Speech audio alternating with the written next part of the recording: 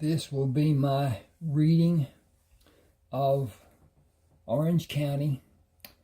I'm going to do it from my computer, sitting right here with this phone doing the recording. And I hope you read the first part. That'll bring you up to the date on what is going on here. Please subscribe to my channel. I know it's an inconvenience with the ads that come up. If you would, just let them run. Go get a cup of coffee or something, whatever. And that gives me a little bit of money. It's not a lot. It's not a lot, but it's a little bit. And but at any rate, subscribe, hit the like button, comment if you please. It would help on all the attention that YouTube gives with its AI processing and all this stuff. It's something else to me, but then I'm old, so then that's just how things are. At any rate, like I said, please do read.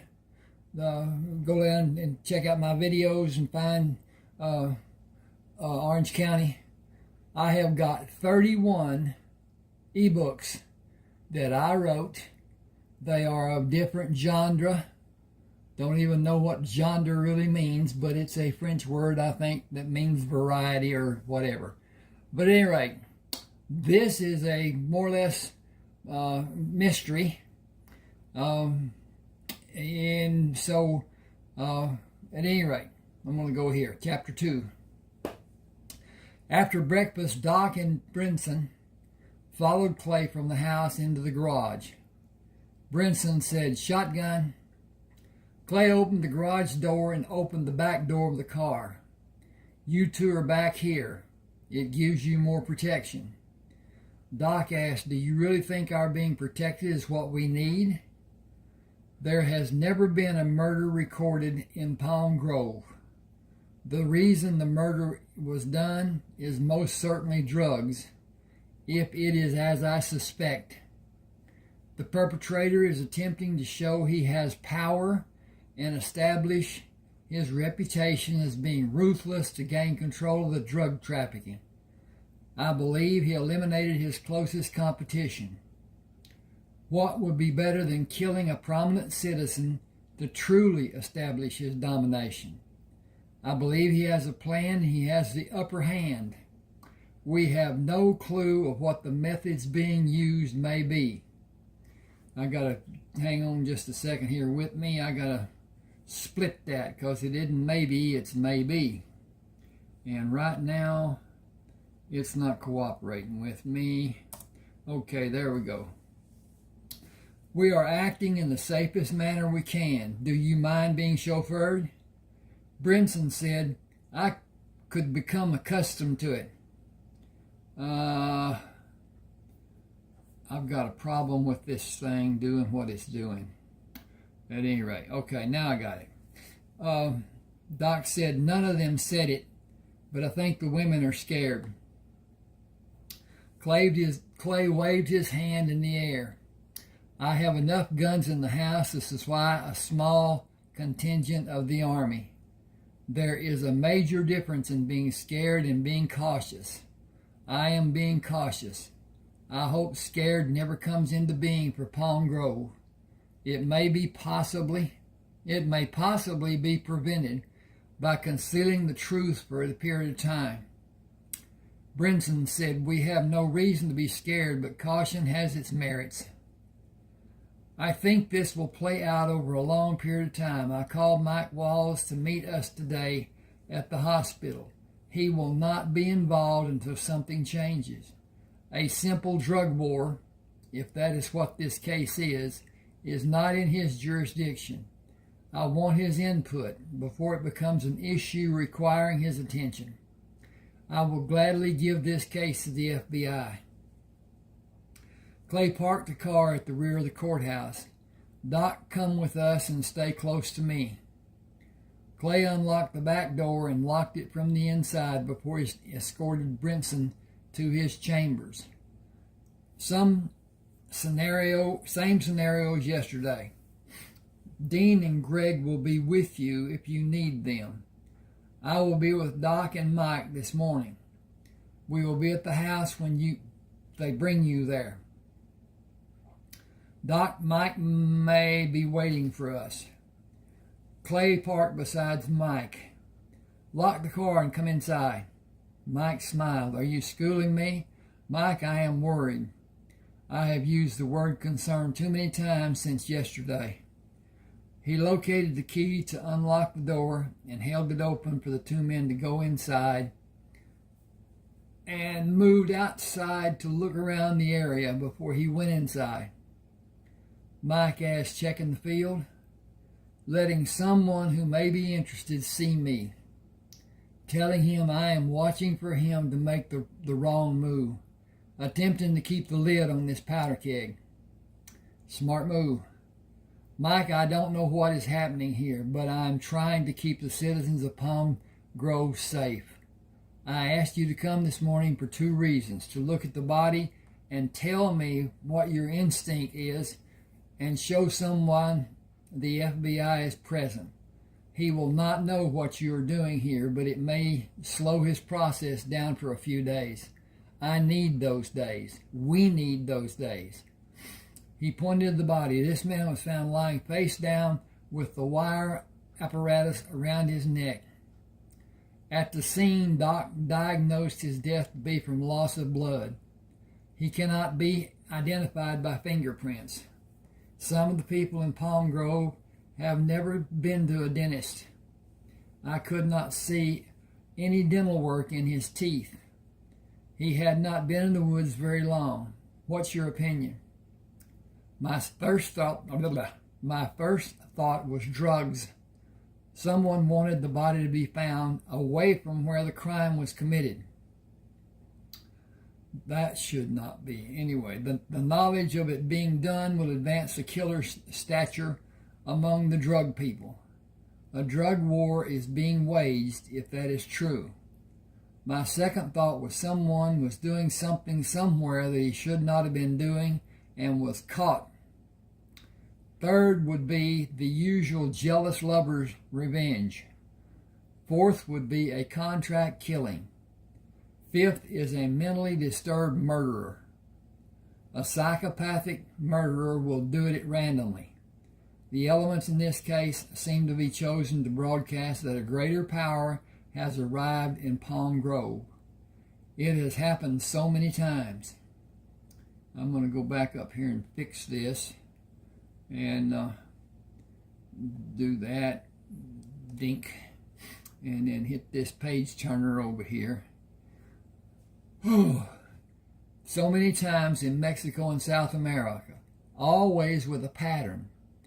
I am interested to see how it plays out if it continues. Clay said the fingers being removed is not the act of a mentally deranged person or a jealous lover. It brings my thinking back to drugs. That would be logical, but how much logic is the question? You are powerless to do anything to prevent another death except protect as many people as possible. You are not involved in a chess match. You are outside the world this happened in, and you are looking in from the fringe. If it is drug-related, the pattern has been that one side marks a move and the other responds until the stronger faction is established.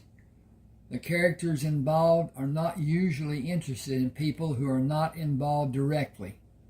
Keep your people away from the areas where you know drug dealings are being done. Criminals aren't always deprived human beings. Some are college educated, even professionals, and they may be respected in the community. The lure of quick riches can be as addictive as any drug that might be sold. Be careful who you trust. My dad used to tell me to keep my friends close and my enemies closer, and don't give my full trust to either one. You never know what someone may do when you aren't looking. Clay walked outside with Mike. Thank you for coming. I meant what I said about trusting too easily. The very person you may be trusting most could be the one you should trust least. Got to flip the page. I'll follow your admonition. Mike said, our normal work is enjoyable, but every now and then we deal with horrible acts done by misguided people. Protect yourself and your people while you're protecting the community. See you later.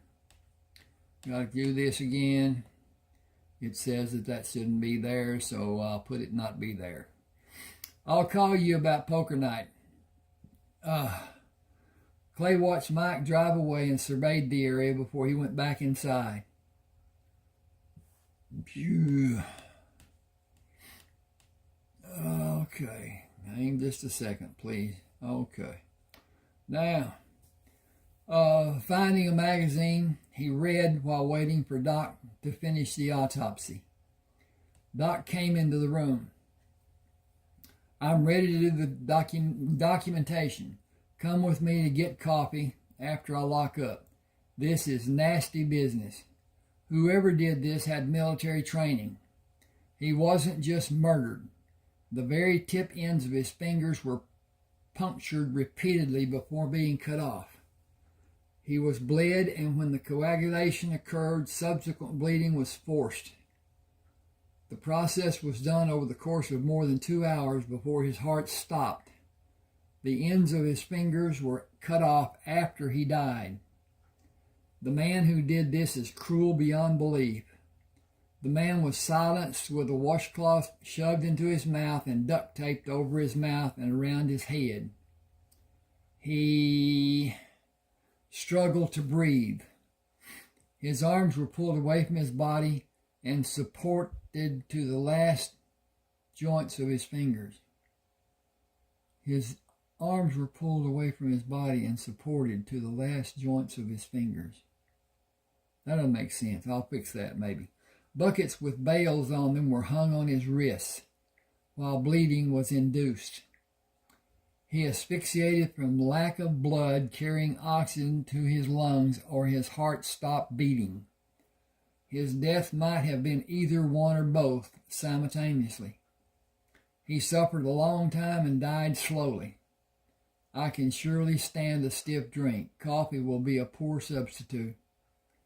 Clay said, help me lock the doors and we'll go to the house and have the drink. You can write the report anytime. Doc opened the door of the car to sit in the back seat. I had an odd feeling about being in the back seat with Brinson coming to town. Sitting by myself will make me feel even worse. You can sit up front with me. Your discoveries during the autopsy have eliminated 3 of our 4 suspects I had in mind and changed my thinking about prominent people being a target. The man who did the things you discovered is no junkie trying to gain control of the drug trafficking in this city, but the surrounding area in this part of the state. He is educated and had military training, probably an officer in the Army or Marines. You believe we are safe because of those facts? Absolutely. The targeted people, if there were more, will be from the other side of town. The man will be listed as a John Doe.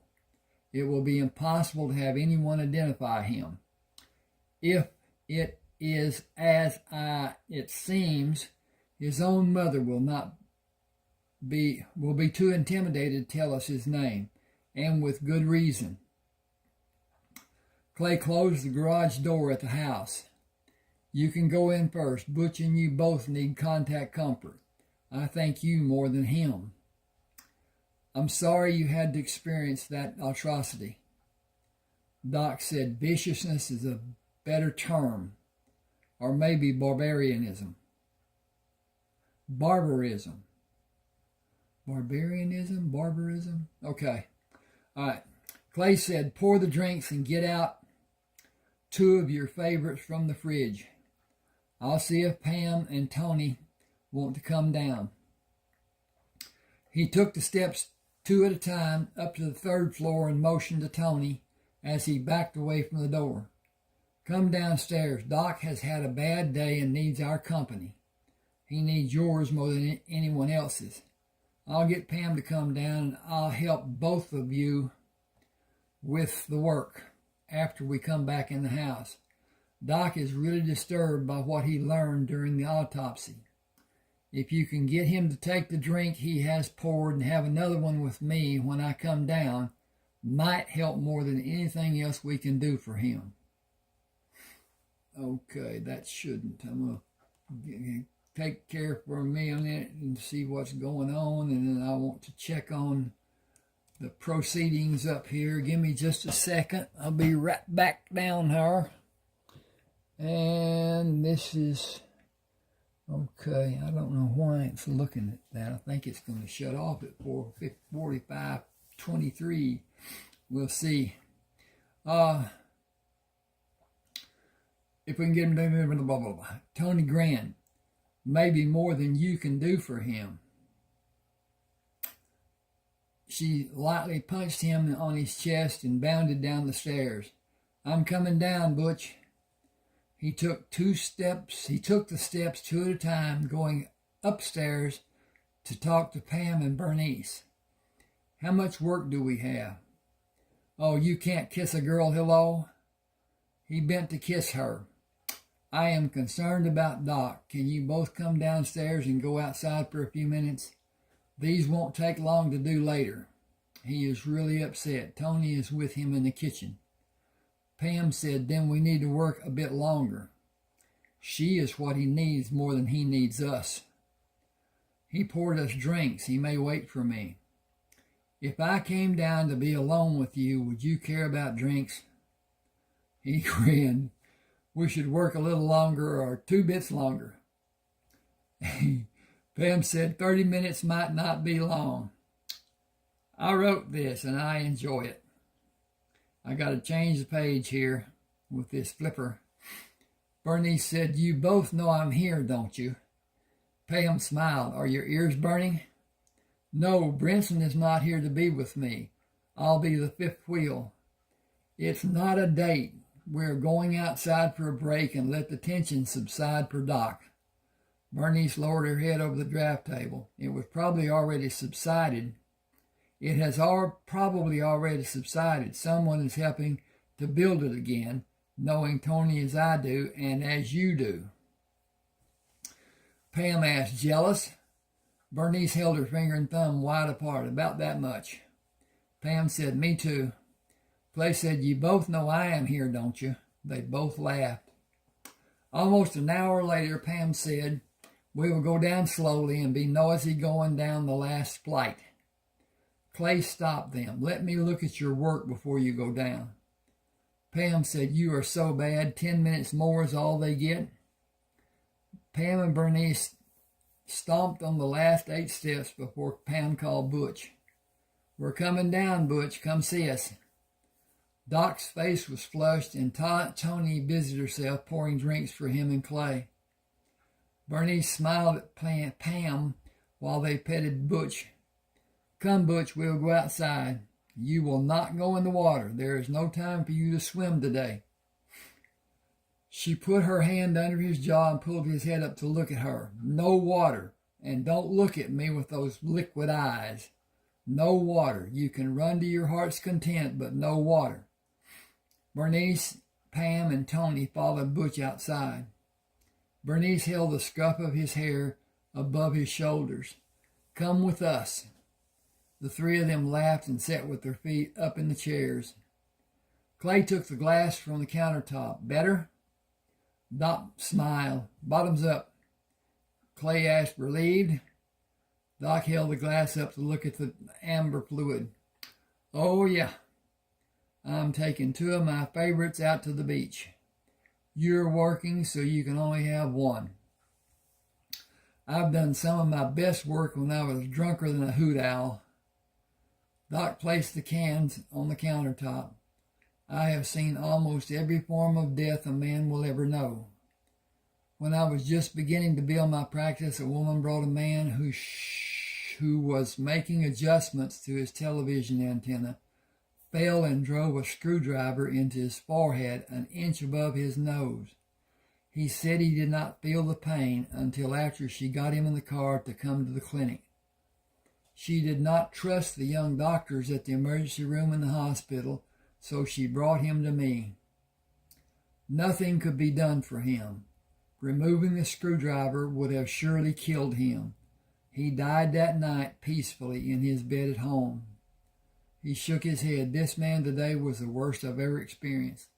I know what the man endured. The rebuilding of the scene in my mind is as if I stood nearby and watched his torture.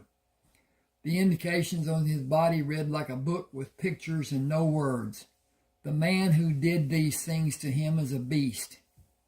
He is the lowest form of life on this planet. But even he does not deserve to be tortured as the man in the morgue was.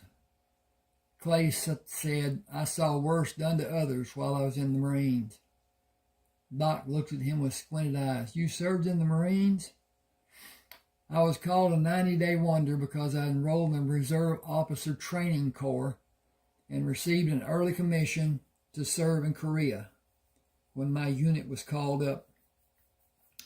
An exorbitant number of officers were killed in that awful mess. Some were killed by their own men when he followed his orders and ordered the men to take a position that seemed to be impossible to be done, and the men took the lower road rather than die. Not a single man was court-martialed for those murders. I learned how to cover my ass. A live grade gives plenty of incentives. Every low-ranking officer who came back from a mission went to another company each time. They were never assigned to their previous duty. I was there 19 months, finished active duty in 24 months, and did mostly night classes to get my degree. The closest reserve unit was farther than the 50-mile limit. So I was honorably discharged. I lobbed a grenade once. Was anyone killed? Clay smiled. The explosives were missing. I had one drilled to use if it was needed. Every one of them followed my orders after I pitched it into their position. They never looked back to see where I was for fear of another grenade being thrown by a crazy man.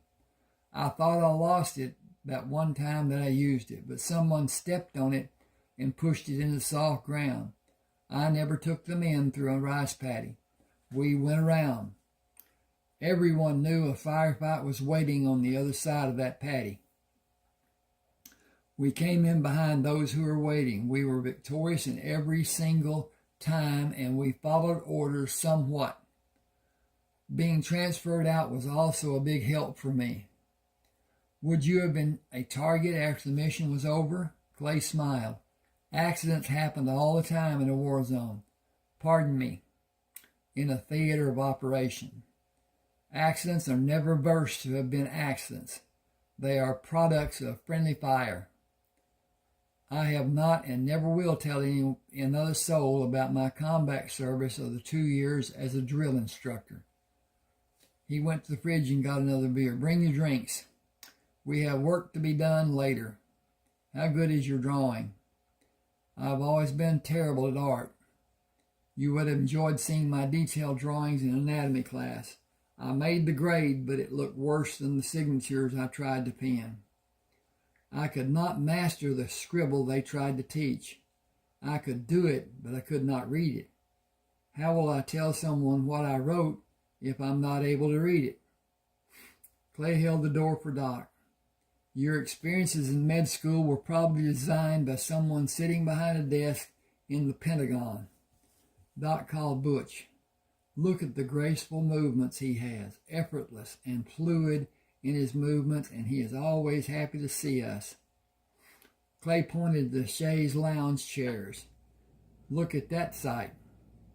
As Mother would say, oops, what we got here. Okay.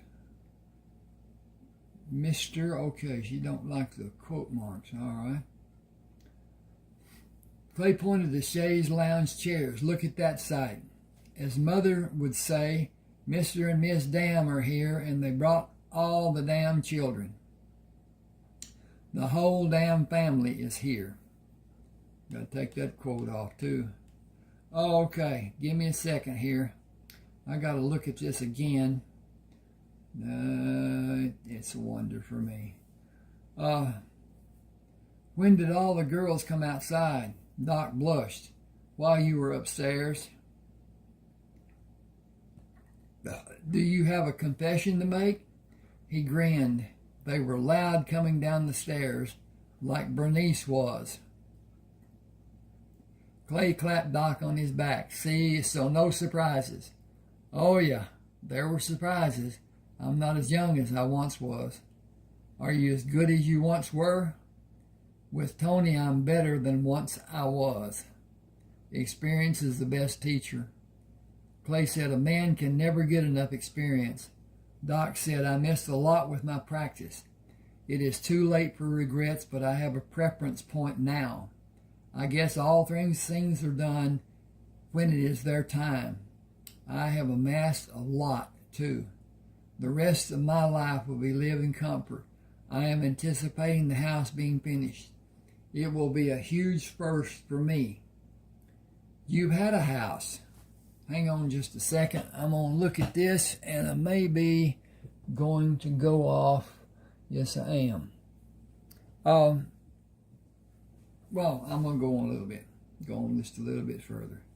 This is not all of chapter 2 that I've gotten to. Okay. He says you had a house, not with a partner. I do have a house. With Tony, I will have a home. We plan to have children.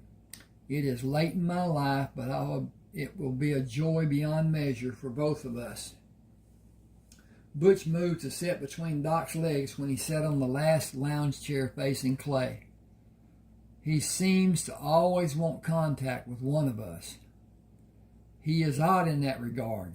It is his permission, it seems, because there are times when he doesn't want anyone to be near, and other times he demands to be the center of attention. I suppose he could be judged to be moody. I think he will come aloof about some aspects of his life in the next 6 or so months. He is still a puppy. Doc playfully pushed on his head. You are a very large puppy, if that is the case. That's the reason I cannot allow him to become independent and dominant. If it requires a club to assert my dominance, I have no compunction about using one. That's rather drastic. If he ever believes he rules, he must be destroyed. Once he reaches that point, even castration will not lessen his aggressiveness. I will have no option. The club is a measure I don't feel will be needed. It is an option I will be quick to use if it proves to be needed. Putting him down will be traumatic for all of us. Doc said therapy would not help us. I knew the day might come for a decision to be made when I agreed to allow him into my life. I drew out a plan and got tranquilizer pills to put in his food. He shows me at times that he will do as he pleases. He wants other people to be his comfort givers, and he obeys them. He may mature and gain disdain for everyone without training methods being forced on him. He required a rolled up newspaper a few months ago. I fear it will be the case again, and the newspaper will not give the message he requires. I hope he doesn't force that to happen. I am fully prepared and committed if it does. Okay, I'm going to quit here. Please subscribe. Now, I did not say it at first, and I should have. Golly dogs. If you want one of my books, one of my 31 books, I will send it to you free. You can pay me later or tell me that we're going to split the blanket and it's goodbye, Joe. I favor zeal. I think most banks have it. It's just the same as writing a check, only it's electronic. You subscribe, you become a member, blah, blah, blah, blah, blah. You know, they'll tell you what to do with it. But at any rate, zeal is a great way to transfer money from one account to another account, pay your bills and whatever. Send money to people that you know you should never send it to somebody you don't know, because once it's sent, very little can be done. Now, they say nothing, but that's not true. It can be done if there's a problem, if the bank wants to, and that's the problem. They don't want their people to be taking all day long helping somebody with a problem that shouldn't have happened to start with. So they just say, don't do it. And that's the best way. Now, with that being said, if I send you in your email, now this is a text that you can download to your reader or whatever, and use it there. And then later on, if you want more books, they're $6.99. Send me the email telling me that you're doing it, and your email address will show up in my accounting at the bank, and I'll know who sent it, who didn't, whatever. But at any rate, you can do that if you want. Like I said, 31 ebooks. Now, some of them are done in parts. The longest one is my Buzzard Shields book. It's done in 3 parts because that book together is, I believe, it's 972 pages long. So it's done in 3 parts: Buzzard Shields South, Buzzard Shields America, and Buzzard Shields North. It is an interesting read. I love it. But anyway, all my books are fiction. Every one of them's fiction. Some of them are drawn from the experiences I've had. Some of them are just pure imagination and thoughts of how things should have been. I don't want to get into my service in any of my books. But anyway, thank you for being with me. Shoot me an email. That'll be a good thing to do. And just tell me what you like, what you think, and whatever. You can look on my YouTube page, and there are other books that I've done readings on. For I think the furthest I've gone is 4 chapters. Most of them are 2 chapters. But it gives you an idea of what the book is about to some degree. You'll never know what the ending is until you get to it. Thanks for being with me. Thanks for giving me the time. Thanks for giving me the trust. I hope that we'll always be that way. Thank you.